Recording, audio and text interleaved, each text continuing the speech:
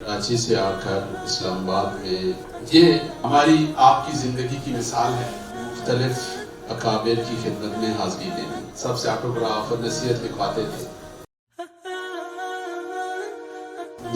صلی علی رسولہ الکریم، بسم اللہ الرحمن الرحیم۔ میرے لیے آج خوشی اور مسرت کا موقع ہے۔ حضرت مولانا فضل سبحان صاحب دامت برکاتہم العالیہ، ان کے رفقا الازہر فاؤنڈیشن نے کراچی سے آ کر اسلام آباد میں اس عظیم الشان، انتہائی مفید، انتہائی بارآور اور اس نتیجہ خیز ورکشاپ کا انعقاد کیا۔ اللہ رب العزت اپنی شان کے مطابق اجر نصیب فرمائے۔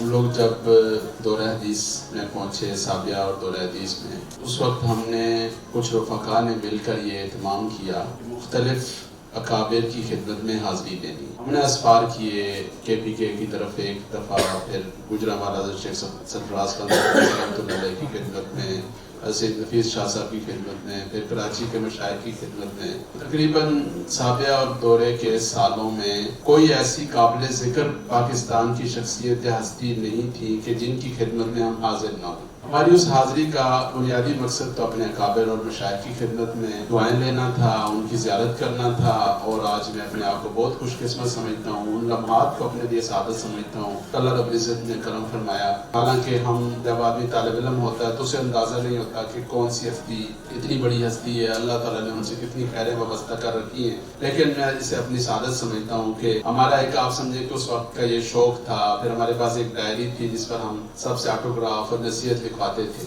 الحمدللہ ہم نے یہ اہتمام کیا کہ سارے حضرات کی خدمت میں حاضر، اور اس حاضری کا دوسرا مقصد یہ تھا کہ ہم ہر ایک سے جا کر یہ پوچھتے تھے کہ جب ہم کل عملی میدان میں جائیں گے تو ہم کیا کریں، اس سے کہ ہمیں یہ نہیں پتا تھا کہ ہم کیا کریں۔ سچی بات یہ ہے، اور اس بات کا الحمدللہ احساس بھی تھا کہ یار 8 سال پڑھا، والدین نے بیچا، سب نے توقعات وابستہ کی، پھر ہمارا جو آبائی علاقہ ہے، خاندانی بیک گراؤنڈ ہے، ہمارے یہاں مدرسہ کوئی چیز نہیں تھی، مولوی کوئی چیز نہیں تھا۔ ہمارے ہاں مدرسہ یتیم خانے کا ایک دوسرا تصور تھا، اور ہمارے ہاں بلکہ یہ بھی ہوا کہ ہماری والدہ محترمہ کو خواتین نے یہ کہا کہ جی ان کے ابا نے جا کے ان کو یتیم خانے میں ڈال دیا، تو وہ اماں اس بات میں پریشان بھی نہیں، لیکن الحمدللہ اللہ تعالیٰ نے کرم فرمایا، اللہ تعالیٰ جزائے خیر نصیب فرمایا کہ ہمیں مدرسہ میں بھیجا۔ تو ہم ایسے بیک گراؤنڈ سے تعلق رکھنے والے، تو ہمارے لیے یہ واقعتاً یہ چیلنج تھا کہ ہم نے آگے عملی زندگی میں کیا کرنا، اور اس کا ایک حل یہ تھا کہ ہم آپس میں دوست یہ طے کرنے کہ کیا کرنا ہے،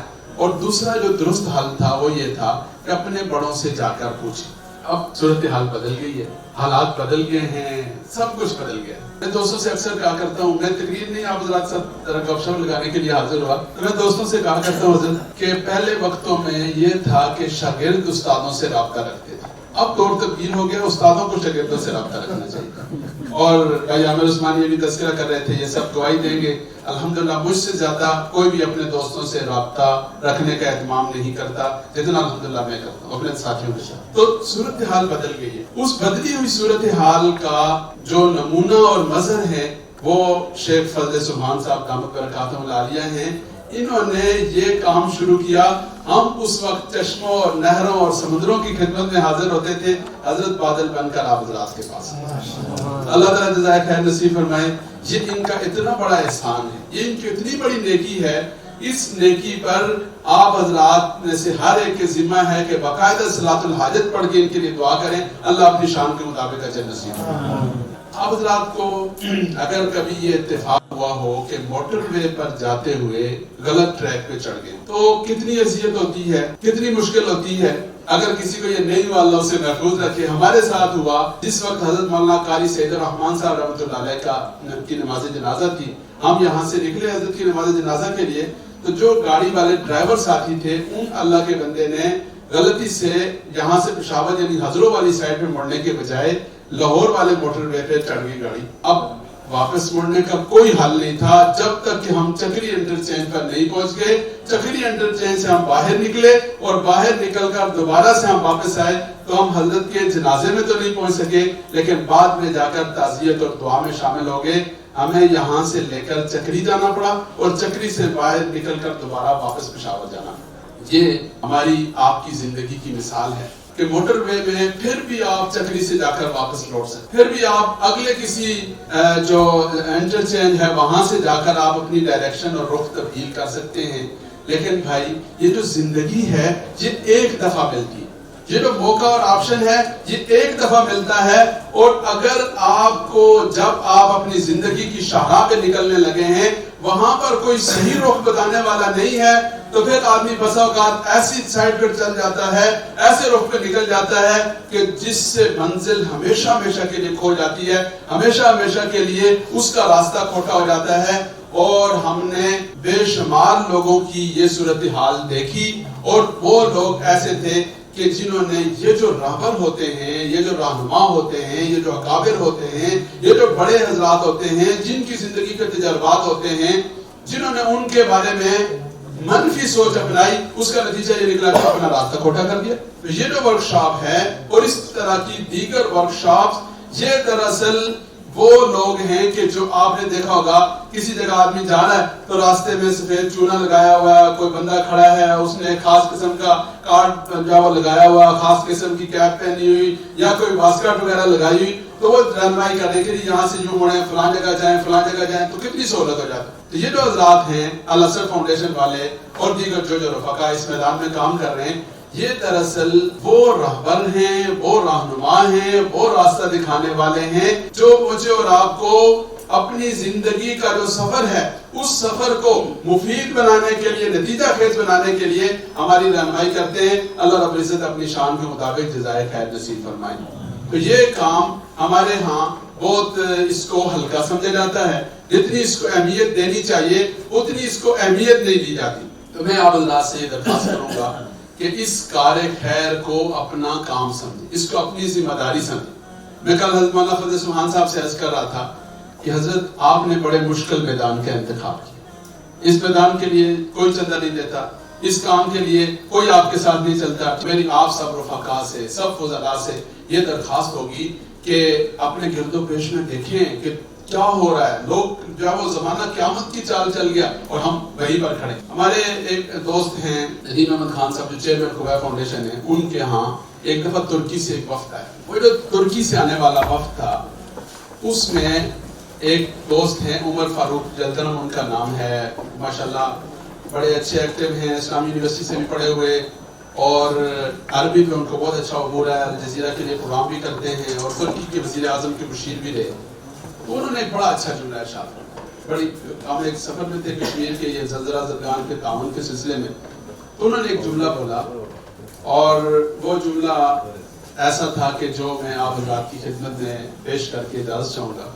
انہوں نے فرمایا کہ اس خطے کے جو ہمارے کابر علماء دیوبند تھے انہوں نے اپنے دور میں محنت کی، اپنے دور میں کاشتکاری کی، اپنے دور میں پھل لگائے، پودے لگائے، جو کچھ کیا. الحمدللہ آج آپ سارے اس کا پھل کھاتے، لیکن آپ کچھ نہیں کر رہے. آپ وہ پودے، وہ آبیاری، وہ محنت، وہ سب کچھ جو ہمارے اکابر اور اسلاف نے کی آپ نہیں کر رہے، تو آپ کی آنے والی نسلیں کیا کریں گی اور کیا کھائیں گی. یہ میرے اور آپ سب کے لیے لمحہ فکریہ ہے. ایک چھوٹا سا واقعہ سنا کر بات ختم کروں گا. بابا جی تھے، وہ پودا لگا رہے تھے. بادشاہ کی سواری پاس سے گزری تو بادشاہ نے پوچھا بابا جی یہ کیا کر رہے ہیں؟ تو انہوں نے کہا جی پودا لگا. بادشاہ نے کہا کہ بابا جی آپ کی عمر ہے، ٹانگیں قبر میں، بڑھاپے میں، یہ پودا کب بڑا ہوگا، کب پھل دے گا، کب آپ اس سے پھل کھائیں گے، تو یہ آپ کیا کر رہے ہیں؟ بابا جی نے کہا کہ بادشاہ سلامت کمال ہے، آپ بادشاہ اور آپ ایسی بات کر رہے ہیں. اگر یہ والی بات ہمارے آباء و اجداد سوچتے تو نہ ہمیں آج کھانے کے لیے پھل ملتے اور نہ سائے کے لیے درخت ملتے. ہمارے آباء و اجداد نے درخت لگائے اور الحمدللہ آج ہم ان کے پھل کھا رہے ہیں، ہماری نسلیں ہمارے لگائے ہوئے پھل کھائیں گی. تو بادشاہ نے کہا کہ واہ تم نے تو بڑا زبردست جواب دیا. اپنے خزانچی سے کہا کہ اس کو اشرفیوں کی ایک تھیلی نام کے طور پر دو. بابا جی انہوں نے اشرفیوں کی ایک تھیلی دی. تو بابا جی کہنے لگے بادشاہ سلامت آپ فرما رہے تھے کہ یہ درخت کب لگے گا، کب پھلے گا، کب پکے گا، کب آپ اس کا پھل کھائیں گے، یہ دیکھیں میرے اللہ نے مجھے ابھی اس کا پھل دے دیا. بادشاہ نے کہا کہ بھائی یہ تو اور کمال کی بات کی، اس پر اشرفیوں کی ایک تھیلی اور بنتی اور دے دیں. تو بابا جی کہنے لگے کہ بادشاہ سلامت لوگوں کے جو درخت ہوتے ہیں نا وہ سال میں ایک پھل دیتے ہیں، میرے درخت نے ابھی سے 2 پھل دے دیے. تو بادشاہ نے کہا کہ بابا جی کو ایک تھیلی اور دو اور جلدی جلدی سے یہاں سے نکلو ورنہ یہ ہمارا خزانہ خالی کر دیں گے. تو میری آپ سب رفقا سے دوستوں سے یہ درخواست ہے کہ کوئی نہ کوئی پھل ضرور لگائیں, کوئی نہ کوئی چراغ ضرور جلائیں, کوئی نہ کوئی دیا ضرور جلائیں. جب میرا اور آپ کا لگایا ہوا پھل, میرا اور آپ کا جلایا ہوا چراغ وہ روشنی دے گا تو انشاءاللہ العزیز بہت سارے لوگ اس سے استفادہ کریں گے, بہت سارا اندھیرا دور ہوگا. اور یہ مولانا فضل سبحان صاحب نے ایک چراغ نہیں بلکہ کئی چراغ انہوں نے ایک ساتھ تھوک کے حساب سے چراغ جلائے ہیں. اللہ رب العزت اپنی شان کے مطابق اجر نصیب فرمائے. اب یہ روشنی صرف اپنی آستینوں میں چھپا کے نہیں رکھنی, اس کو بانٹنا ہے, اس کو تقسیم کرنا ہے. اور جو جو احباب رفقا اس کار خیر میں ان کے ساتھ معاون بنے, خاص طور پر سید اللہ محمود صاحب تشریف لائے, ہمارے بھائی رانا اکرم صاحب جو رفقا یہاں تشریف لائے, اللہ رب العزت سب کا آنا اپنی بارگاہ میں قبول فرمائے. اور اس کار خیر کے لیے ہم سب کو حضرت مولانا فضل سبحان صاحب کا ممنون بھی ہونے کی ضرورت ہے اور ان کا دست بازو بننے کی ضرورت ہے. اللہ رب العزت اپنی رحمت سے ہم سب کو توفیق نصیب فرمائے. جزاکم اللہ.